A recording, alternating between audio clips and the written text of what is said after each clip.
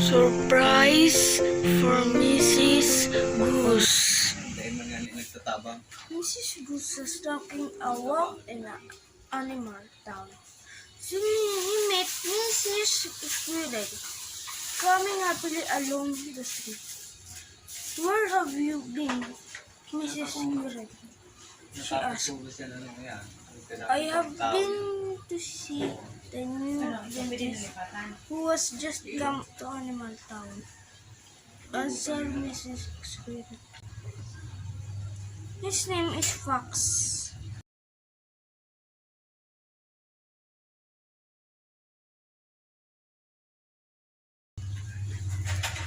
Father. Along the street, Black Cat came rushing up to Mrs. Goose. "Hello there," he can happily. "I just came for visiting the new dentist." Mrs. Goose stopped and Black Cat went right on talking. First, he explained that dentist cleaned all my teeth. Then he put a gold filling in the one of them. With this, he opened his mouth wide, and Mrs. Goose came close to see. She noticed that all his teeth were very, very clean, and the one of them was bright with gold. Wonderful, wonderful. She cried.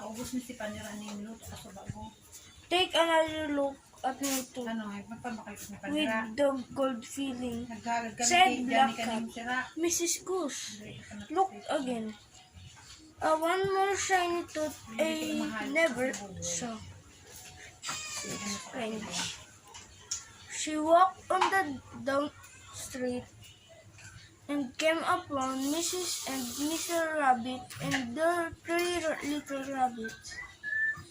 There are taking turns looking into one another's mouths. Mrs. Goose watched for a minute.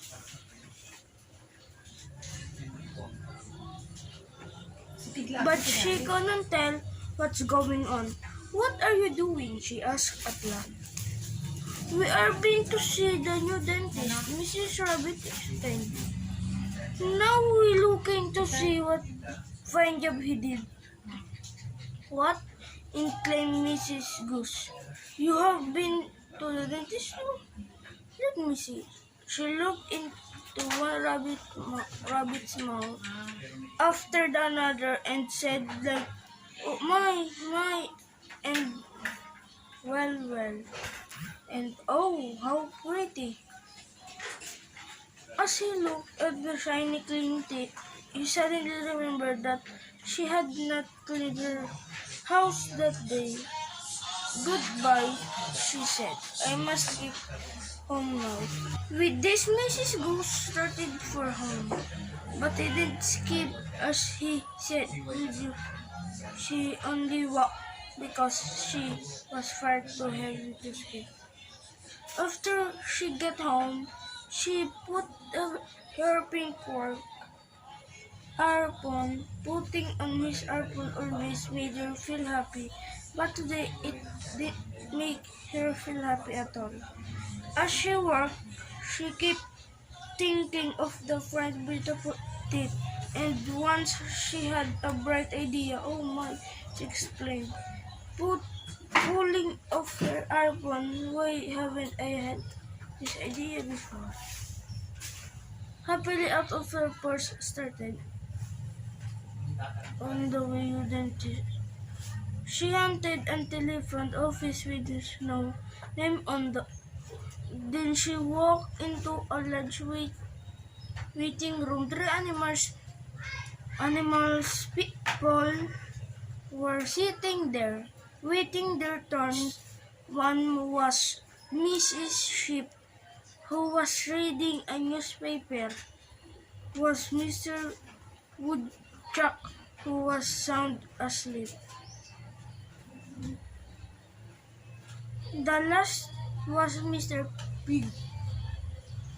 Mrs. Goose noticed these three people sitting about the room and decided that she would sit down too.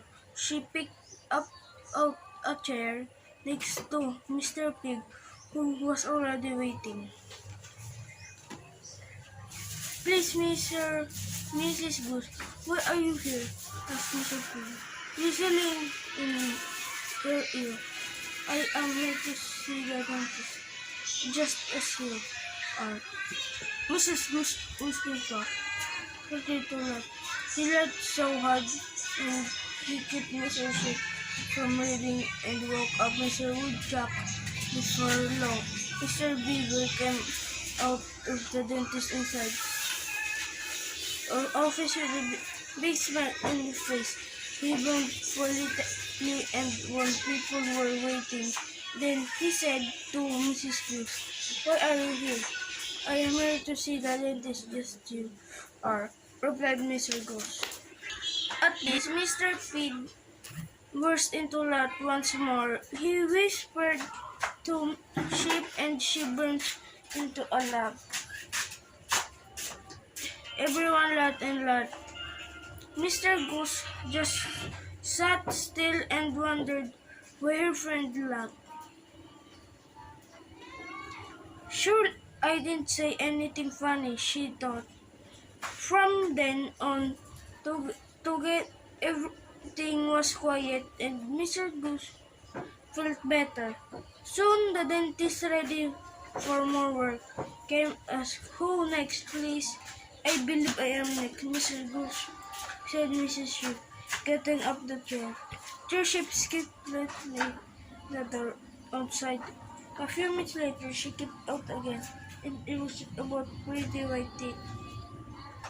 Mr. Pig took his turn, and Woodchuck took his turn. When it was Goose's turn, "Your visit a great surprise," he said, dentist smiling. "No Goose ever come to see before." Mrs. Goose sat on a chair and the dentist said, "Open your mouth, please." "Oh my," cried Mrs. Goose. "I haven't a real mouth, only a bill." "We'll open that," said the dentist. Just Mrs. Goose happened to think of something that made her very foolish. Sitting in the dentist's chair, suddenly he jumped up, ran out of the office. What's the trouble?" cried the dentist. "Where are you going?" Mrs. Goose didn't stop to answer. She did not stop for anything until she got home. Then he sat to think. "Oh dear," she said. "Why didn't I think before?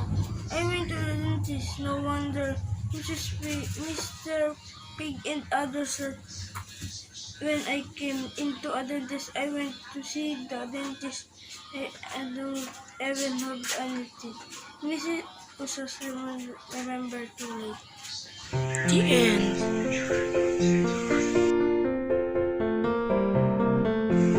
Thank you for watching.